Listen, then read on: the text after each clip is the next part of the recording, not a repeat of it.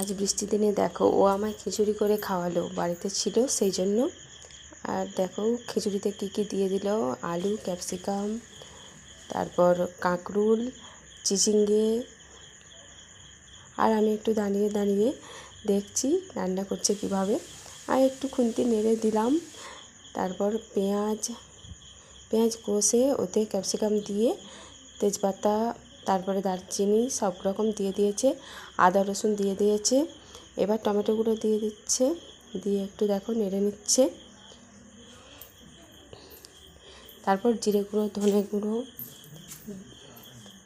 হলুদ গুঁড়ো, লঙ্কা গুঁড়ো সব রকম দিয়ে দিয়েছে। দেখো গোলমরিচ গুঁড়ো দিয়ে দিয়েছে, নুন দিয়ে দেখো গ্রেভিটা কত সুন্দর করে বানিয়েছে। আর দেখো হয়ে যাওয়ার পরে আমি খেয়ে নিলাম গরম গরম খিচুড়ি। তোমরাও চলে এসো।